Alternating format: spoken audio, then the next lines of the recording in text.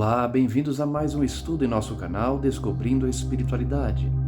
Prosseguiremos estudando o Livro dos Espíritos, em nosso estudo de número 52. Analisamos aqui os princípios da doutrina espírita, compilados por Allan Kardec após receber as mensagens do mundo espiritual. Continuaremos no capítulo 9, da intervenção dos espíritos no mundo corporal. Prosseguindo a partir da questão número 536, ação dos espíritos sobre os fenômenos da natureza. Pergunta Kardec: são devidos a causas fortuitas ou, ao contrário, têm todos um fim providencial os grandes fenômenos da natureza, os que se consideram como perturbação dos elementos? Então, os vendavais, os furacões, as erupções vulcânicas são obras do acaso, causas fortuitas, ou há algum tipo de coordenação por detrás? Resposta: tudo tem uma razão de ser e nada acontece sem a permissão de Deus. Existe, portanto, a permissão divina para que aconteça. Item A: objetivam sempre o homem esses fenômenos? Será que eles acontecem por conta de Deus conferir algo aos homens, dar alguma lição? Ou esses fenômenos se realizam em função da existência dos homens? Resposta: às vezes tem como objetivo os homens, como imediata razão de ser. Mas também é frequente terem por único motivo o restabelecimento do equilíbrio e da harmonia das forças físicas da natureza. Olha que resposta interessante, né? Muitas vezes os fenômenos da natureza têm como objeto, têm como objetivo atingir os homens, influenciar na vida dos homens, mas muitas vezes também é para harmonizar, restabelecer a harmonia, o equilíbrio na natureza. Já que as forças físicas podem se desequilibrar e necessitam, como uma forma natural, voltar ao equilíbrio.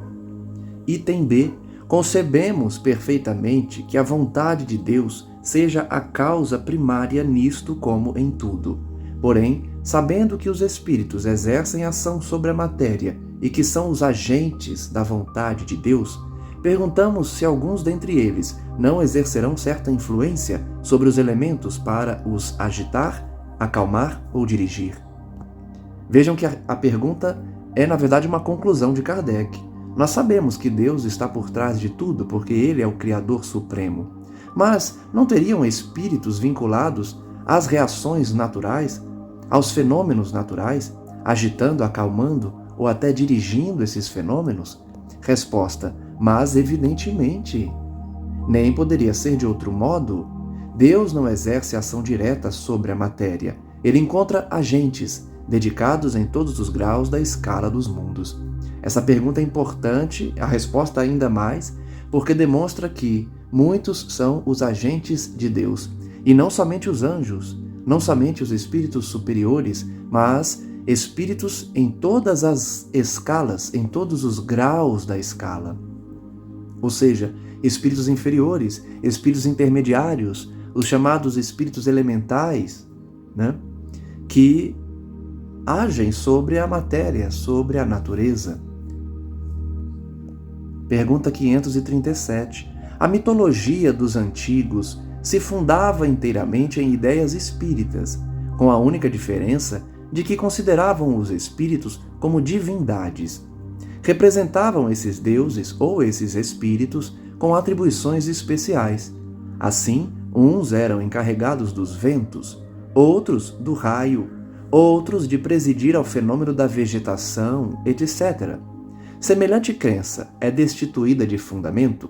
Pergunta importante porque fala tanto das religiões antigas quanto de religiões atuais, como a Umbanda, como o Candomblé, que trazem os orixás como espíritos, entidades encarregadas de fenômenos naturais, como ventos, né, com a Yansan, como as águas salgadas, como a Iemanjá, e tantos outros espíritos, não só na Umbanda e no Candomblé. Vamos ver a resposta. Tão pouco destituída é de fundamento que ainda está muito aquém da verdade. Olha só.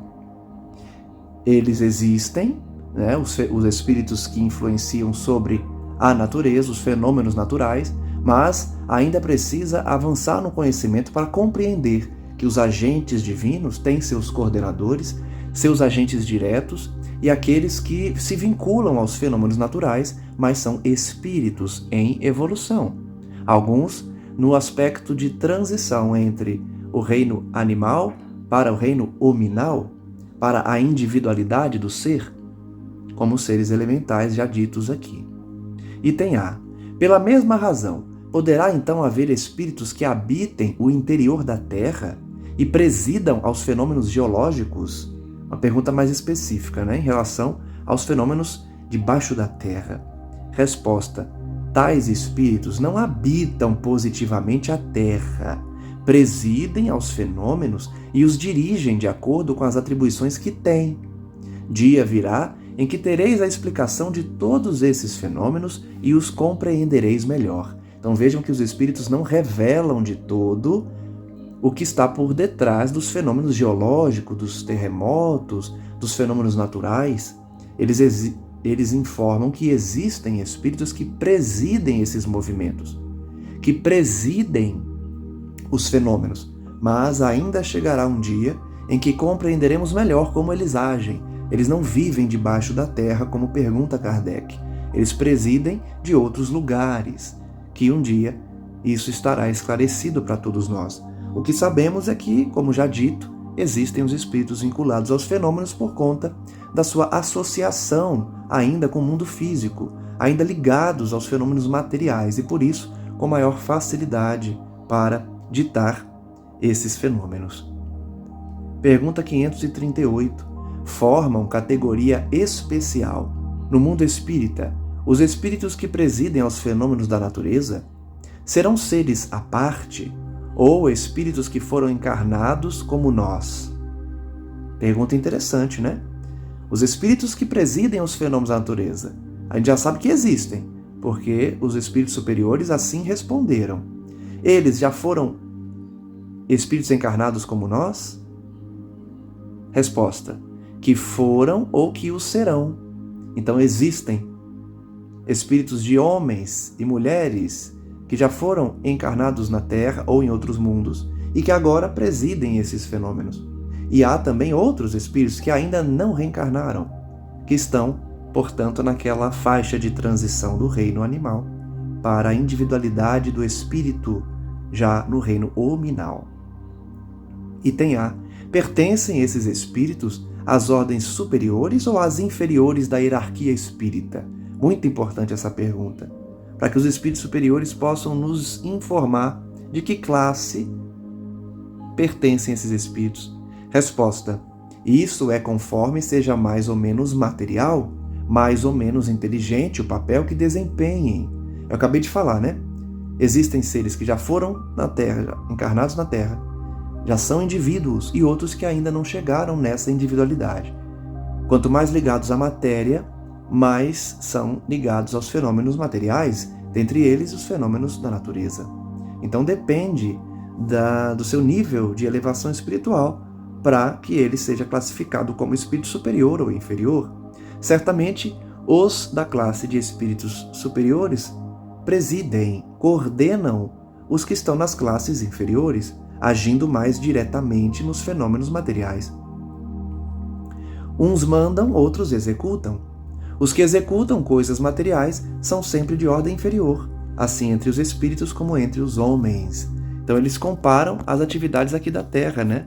Pessoas que estão vinculadas a um trabalho mais braçal, a um trabalho mais voltado para o esforço físico, não desenvolveram a intelectualidade como um fator primordial. Não estou dizendo que quem exerce, atividades braçais é intelectualmente inferior. Jamais. Muitos são muito inteligentes e estão nessas encarnações para aprender um ofício novo ou para expiar diante de um abuso realizado no passado. O que os espíritos estão dizendo é que existe também uma hierarquia no mundo espiritual em que seres mais voltados para a matéria exercem essas atividades vinculadas à natureza e seres mais elevados moralmente coordenam e presidem, mandando enquanto outros executam. Pergunta 539. A produção de certos fenômenos, das tempestades, por exemplo, é obra de um só espírito ou muitos se reúnem, formando grandes massas para produzi-los? Resposta: reúnem-se em massas inumeráveis. Então imaginem que belo espetáculo deve ser essa união de espíritos. E aí vamos ter espíritos inferiores, espíritos superiores presidindo, espíritos que já encarnaram, outros que são seres elementais, que estão na transição, se reunindo para causar as tempestades, para causar os fenômenos. Pergunta 540. Os espíritos que exercem ação nos fenômenos da natureza operam com conhecimento de causa, usando do livre-arbítrio ou por efeito de instintivo ou irrefletido impulso? A gente sabe, com base nas respostas anteriores, que vai ter todo tipo de espírito nessa atividade. Alguns vão estar de forma irracional, agindo porque estão obedecendo ordens, enquanto outros já são mais elevados. A resposta é a seguinte: uns sim, outros não, como já dissemos. Estabeleçamos uma comparação. Considera essas miríades de animais que pouco a pouco fazem emergir do mar ilhas e arquipélagos. Julgas que não há aí um fim providencial e que essa transformação da superfície do globo não seja necessária à harmonia geral? Olha que comparação interessante. Da mesma forma que na Terra há animais que contribuem para que surjam ilhas e arquipélagos, também existem ações no mundo espiritual para a harmonia geral da Terra. Entretanto, são animais de ínfima ordem que executam essas obras, provendo as suas necessidades e sem suspeitarem de que são instrumentos de Deus. O mesmo se dá, portanto, no mundo espiritual. Há espíritos que estão exercendo sua ação direta sobre os fenômenos da natureza sem perceber que são agentes do divino. Da mesma forma que animais na Terra estão realizando suas atividades, contribuindo para a harmonia geral da Terra, sem perceberem, sem terem plena consciência disso. Do mesmo modo, portanto, os espíritos mais atrasados oferecem utilidade ao conjunto, obedecem às ordens dos espíritos superiores e, com isso, contribuem para a sua própria evolução e para a harmonia geral. Enquanto se ensaiam para a vida, antes que tenham plena consciência de seus atos e estejam no gozo do livre-arbítrio, atuam em certos fenômenos de que inconscientemente se constituem os agentes. Então, eles estão ensaiando para um dia terem a individualidade do espírito, para usarem do livre-arbítrio mais tarde, atuando de forma inconsciente hoje como os animais atuam no determinismo divino. Primeiramente executam, mais tarde, quando suas inteligências já houverem alcançado um certo desenvolvimento, ordenarão e dirigirão as coisas do mundo material. Olha que bonita a evolução, Primeiro você aprende no chão da fábrica, você aprende o ofício de forma inconsciente. Depois, ao desenvolver sua inteligência, você passa a mandar em outros, a executar as ordens e coordenar as atividades também, passando mais tarde a ser somente um coordenador. Depois poderão dirigir as do mundo moral. É assim que tudo serve, que tudo se encadeia na natureza, desde o átomo primitivo até o arcanjo, que também começou pelo átomo. Essa resposta é famosíssima no meio espírita. O final dessa resposta, não é? Essa frase, então, é muito conhecida, porque demonstra a lei de evolução, demonstra que os seres inconscientes da criação, que ainda sequer têm individualidade, também trabalham, também realizam atividades, do átomo ao arcanjo. Admirável lei de harmonia que o vosso acanhado espírito ainda não pode apreender em seu conjunto.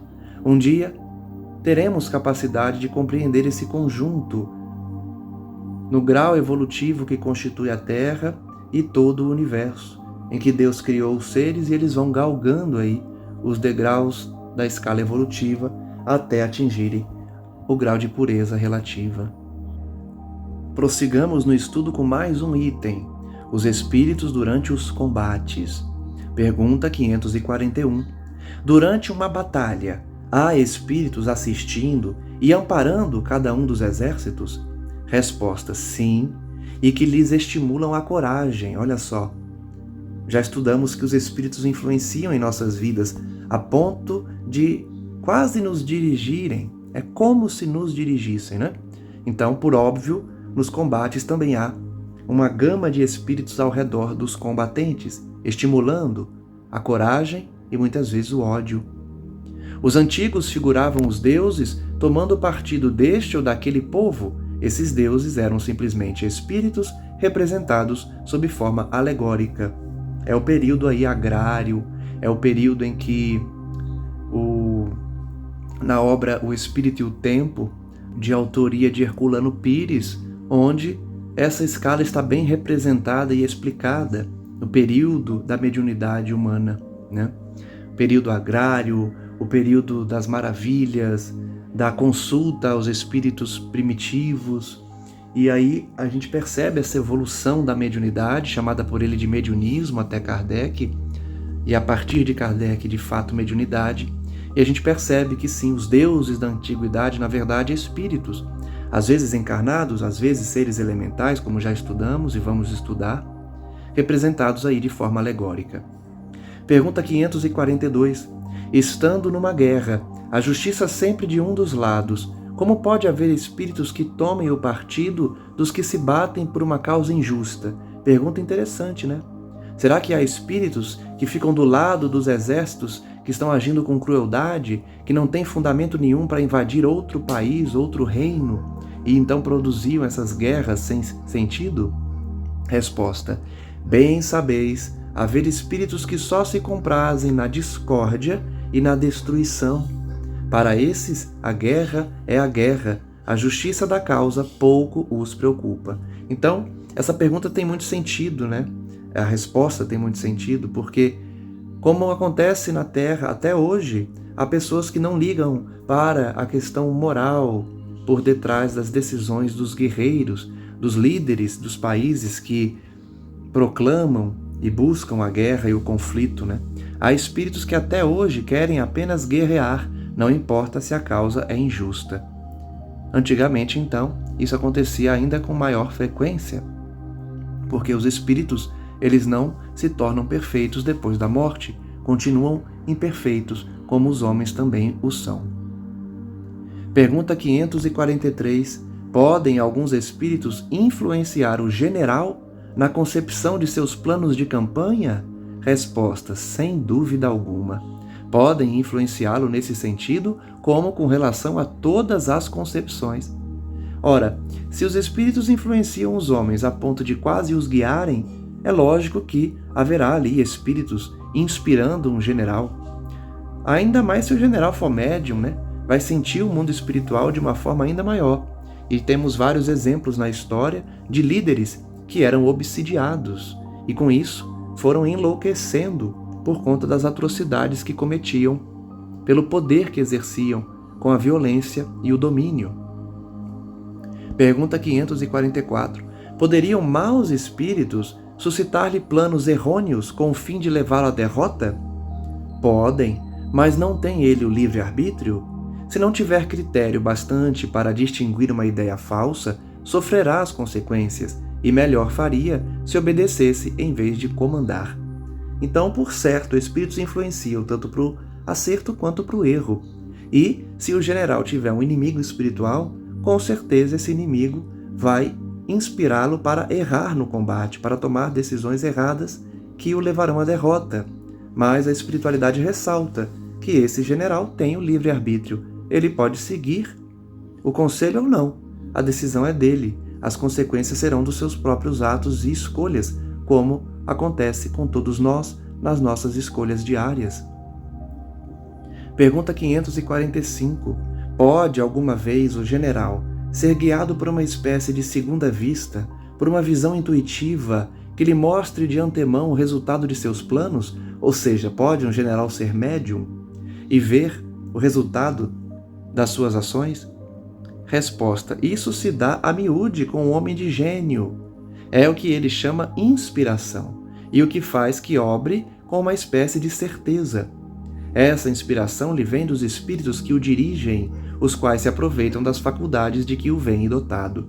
Então, como eu acabei de falar, é um general médium, né? é uma pessoa que está tomando decisão inspirada pelos espíritos. E isso a gente pode experimentar nas nossas vidas, não precisamos ser generais, né? Tomar decisões de combate.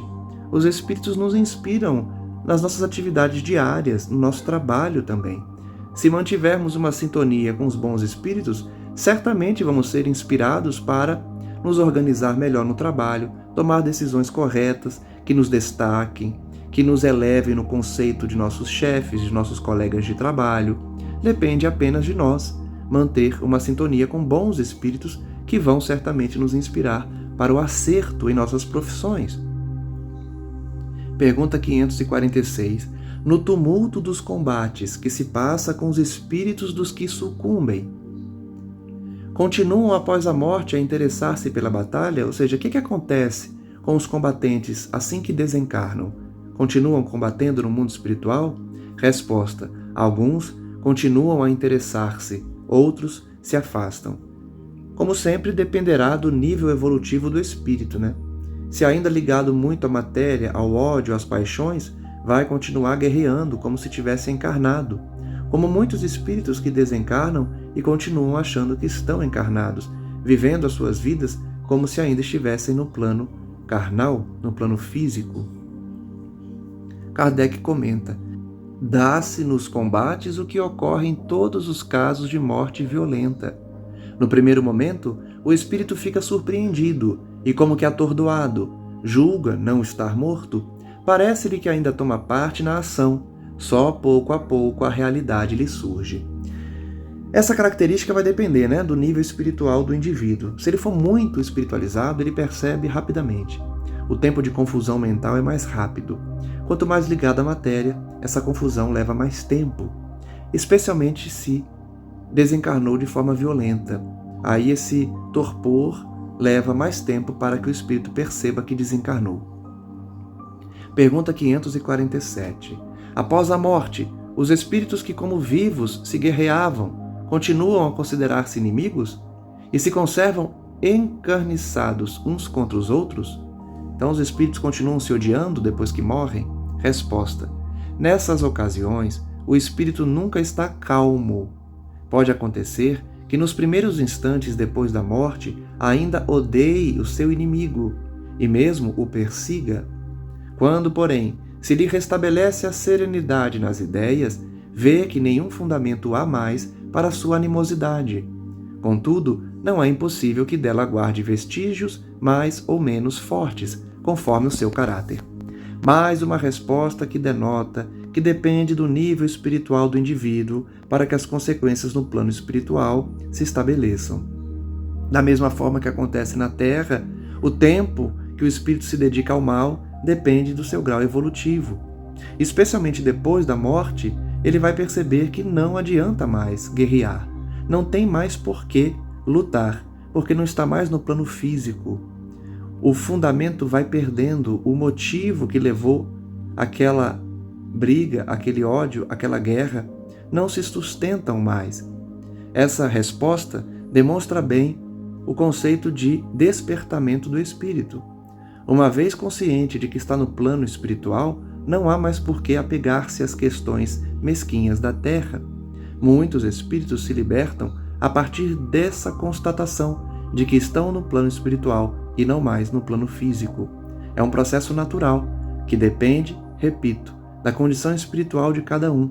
Quanto mais espiritualizado, quanto mais consciente do plano espiritual, mais rápida é a sua recuperação depois da morte, enquanto que aqueles ainda ligados à matéria levam um longo tempo até perceberem e, depois de perceberem, a abandonarem as suas perseguições e seus ódios. Item A. Continua a ouvir o rumor da batalha? Resposta: perfeitamente. Por quê? Está ligado à matéria, não percebe que morreu. As sensações são as mesmas do plano físico. Muitas vezes até ainda mais fortes, porque não há mais a barreira do corpo, denso. Pergunta 548. O espírito que, como espectador, assiste calmamente a um combate, observa o ato de separar-se a alma do corpo? Como é que esse fenômeno se lhe apresenta à observação?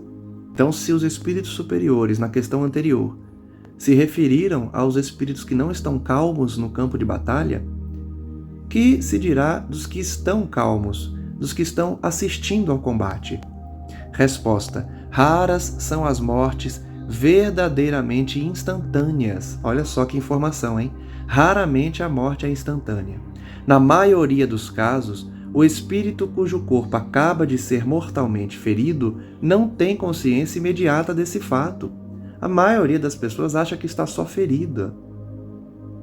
Só estão feridos no campo de batalha, acham que estão vivos ainda, a maioria absoluta. Somente quando ele começa a se reconhecer é que se pode distinguir o espírito a mover-se ao lado do cadáver. Parece isso tão natural que nenhum efeito desagradável causa a vista do corpo morto. Então olha, depois que o espírito percebe que desencarnou, ele não tem o susto, não tem o choque de ver o seu próprio corpo. Tem o choque inicial de perceber-se desencarnado, mas depois vê que é um fenômeno natural. Tendo-se a vida concentrado inteiramente no espírito, só ele prende a atenção dos outros. É com ele que estes conversam, ou a ele é que fazem determinações. Então vejam, mais uma vez eles informam, quanto mais voltado para o espírito, maior essa liberdade. Passemos agora ao item relativo aos pactos. É um tema importante. Pergunta 549. Algo de verdade haverá nos pactos com os maus espíritos? Será que a gente pode fazer um pacto com um espírito mau? Resposta: não. Não há pactos. Olha só que resposta, hein? Muita gente pensa que há. A resposta dos espíritos superiores aqui é categórica. Não há pactos. Você não faz acordos com espíritos maus. Vamos ver a resposta. Há, porém, naturezas más que simpatizam com os maus espíritos. Olha a diferença, gente. Fazer um pacto é algo que você não pode voltar atrás. É algo que te vincula a um espírito. Ele está dizendo aqui que não existe o pacto propriamente dito, ou seja, Deus não criou um instrumento que um espírito se liga a outro de forma maléfica, mas há a atração natural, a simpatia, é lei de sintonia, é lei vibracional. Ele não está dizendo aqui que não existem obsessões. Ele não está dizendo que você pode se vincular a um espírito inferior e ele ficar grudado em você. É como se fosse um pacto, mas tecnicamente não existe o pacto, porque o pacto pressupõe que há um contrato, que há algo ali onde uma lei divina está regendo aquela relação. Não, isso não há, mas existe a lei de sintonia, a lei de simpatia. Por exemplo, queres atormentar o teu vizinho e não sabes como has de fazer. Chamas então por espíritos inferiores que, como tu, só querem o mal e que, para te ajudarem, exigem que também os sirvas em seus maus desígnios. Então vejam que existe a troca. Não é pacto, mas é troca. Os espíritos inferiores aceitam te ajudar desde que você também sirva a eles. Olha o perigo de se vincular a espíritos maus. Eles te cobram. Mas não se segue que o teu vizinho não possa livrar-se deles por meio de uma conjuração oposta e pela ação da sua vontade. Olha só, gente. Olha o termo que a espiritualidade decidiu utilizar nessa resposta. Conjuração. Como se fosse uma magia, como se fosse um feitiço, uma conjuração oposta para se livrar da influência de maus espíritos. Ele está aqui falando da lei de sintonia. Por mais que seu vizinho queira que você sofra um mal e envie espíritos inferiores para te perturbar, se você conjurar algo no sentido oposto, ou seja, pensamento no bem, caridade, conduta digna, tudo isso é conjuração oposta ao mal. Você não será atingido. Aquele que intenta praticar uma ação má, pelo simples fato de alimentar essa intenção, chama em seu auxílio maus espíritos, aos quais fica então obrigado a servir, porque dele também precisam esses espíritos para o mal que queiram fazer. Nisto apenas é que consiste o pacto. Olha que final para sepultar de uma vez essa questão, conforme a gente falou agora há pouco. Não existe propriamente um pacto, porque pacto pressupõe um contrato, mas existe uma vinculação.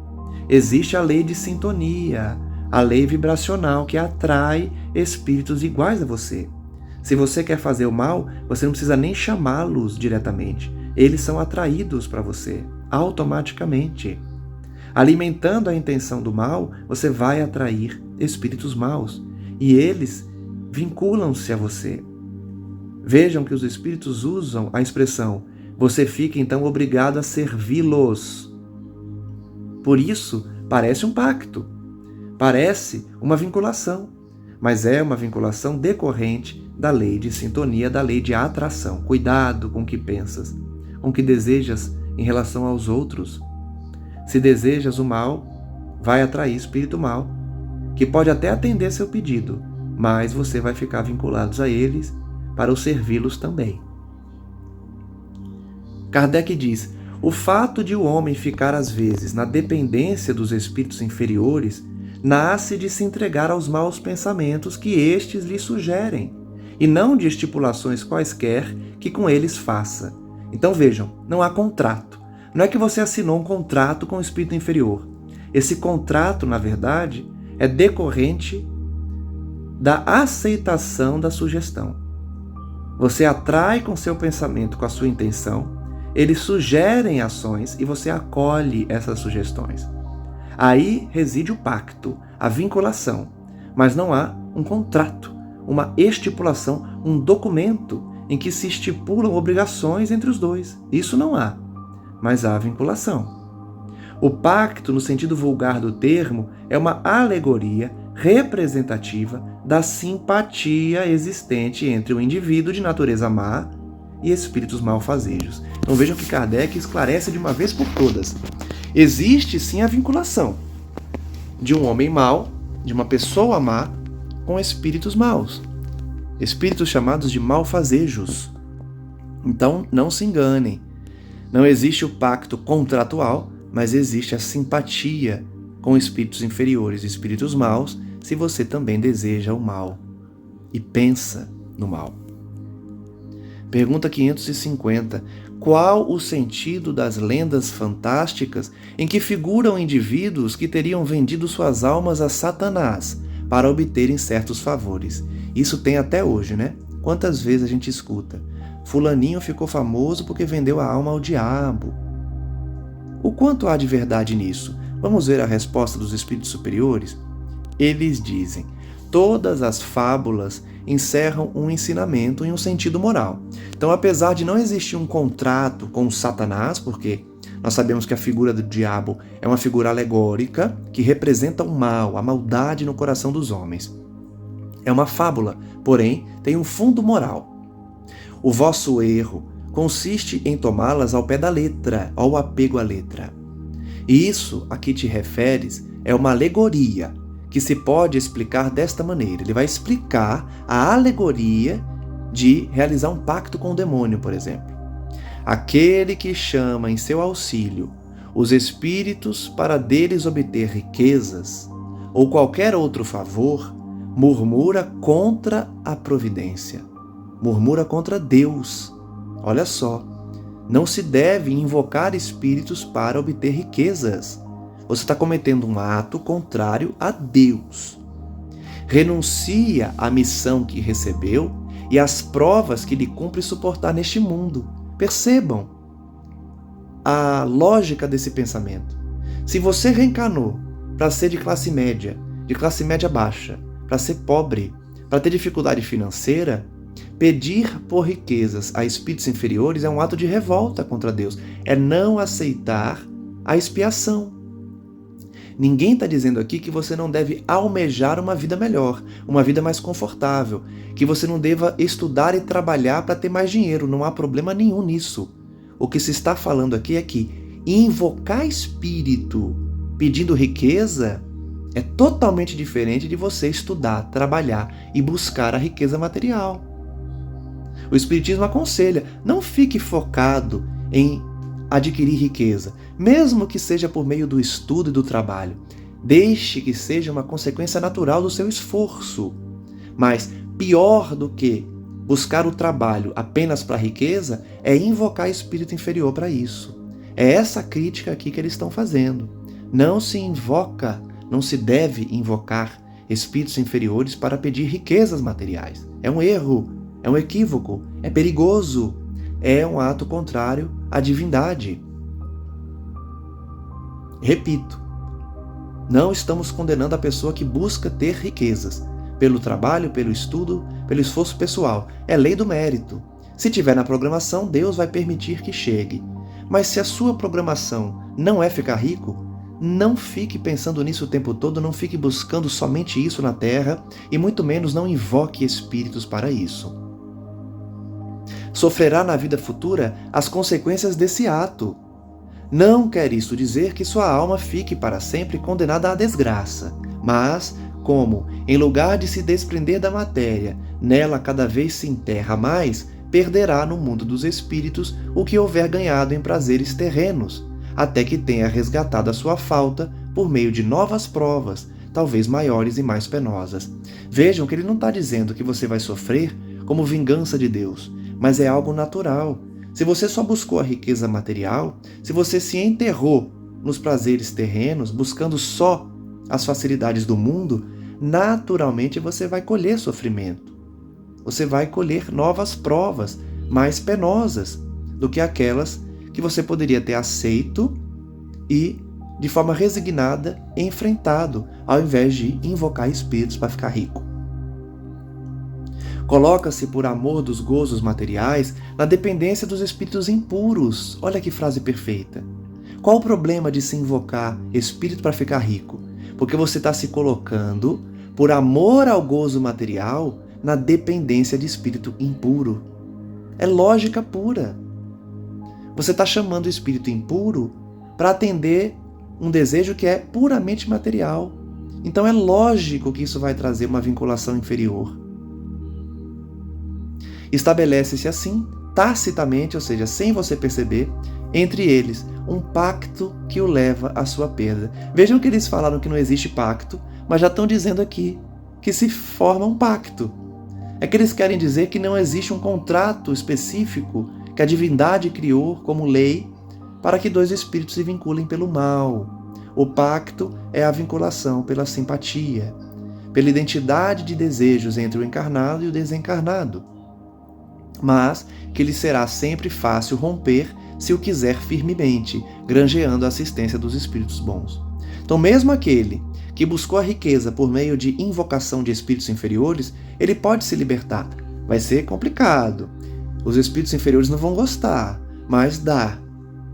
Pedindo assistência dos espíritos superiores, dos espíritos bons, você vai se desvinculando desses espíritos inferiores que você buscou por conta própria. Por isso a gente alerta. É perigoso. Não faça esses trabalhos para ter riqueza material. Não é bom. Não invoque espírito inferior para te trazer riqueza, porque ele pode até trazer, mas você vai se vincular a ele vai cobrar depois um retorno, uma contraprestação da sua parte. Aceite a vida que Deus lhe colocou, até porque você fez parte desse planejamento reencarnatório, e busque a riqueza como algo natural, como consequência do seu esforço. E se você não conseguir, não sofra com isso. Colha da experiência na pobreza ou na experiência da dificuldade financeira as lições necessárias para o seu espírito. Isso se chama maturidade espiritual. Não é condenável buscar a riqueza, desde que você não esteja buscando apenas para os prazeres terrenos, desde que você não esteja buscando como revolta da condição que você reencarnou aqui na Terra. Nós vamos encerrar por aqui o estudo de hoje, porque no próximo vamos continuar falando da intervenção dos espíritos no mundo corporal com os talismãs, o poder dos objetos. Será que existe algum poder nos objetos, nos talismãs? Veremos no próximo estudo. Agradecemos a todos que nos acompanham e reflitamos sobre as lições de hoje, especialmente quanto a essa relação com os espíritos, para que nós tenhamos uma relação de harmonia, não pedindo favores terrenos, riquezas materiais, mas buscando a sublimação da nossa alma, do nosso espírito, a fim de que estejamos sintonizados apenas com espíritos superiores, não com aqueles que têm como propósito apenas as questões materiais. Que todos nós possamos, nesse momento, receber a vibração dos espíritos superiores que nos inspiram para o bem. E, se estamos vinculados a espíritos inferiores, que possamos nos libertar deles, pouco a pouco, a fim de que eles também progridam, continuem nas suas atividades na direção de Cristo Jesus. Que todos nós possamos despertar para o bem, nos libertar das nossas paixões, das nossas atitudes inferiores e buscar uma reflexão mais condigna com o pensamento cristão.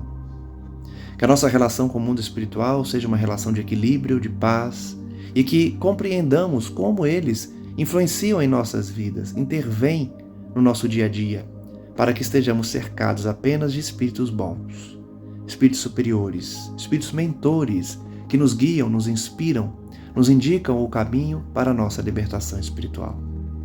Graças damos a Deus, nosso Senhor, e pedimos que a falange de Cristo Jesus envolva toda a terra, liberte aqueles que estão condenados ao mal, às paixões, de forma voluntária, interagindo e vinculando-se a espíritos inferiores para buscarem apenas interesses passageiros. E que nós, de nossa parte, possamos buscar apenas os interesses da alma, praticando todo o bem que pudermos, auxiliando por meio da caridade os irmãos que mais sofrem ao nosso redor. E que os bons espíritos, os superiores, os anjos guardiães nos inspirem a cada dia, facilitando a nossa compreensão dessa doutrina libertadora e levando aos nossos irmãos que mais precisam a palavra, o carinho e a mudança em suas vidas por meio da conversão, da transformação moral. Graças damos a nosso Senhor Jesus Cristo e que a paz dele possa nos envolver e nos proteger hoje e sempre. Obrigado a todos que nos acompanham e até o próximo estudo. Um forte abraço.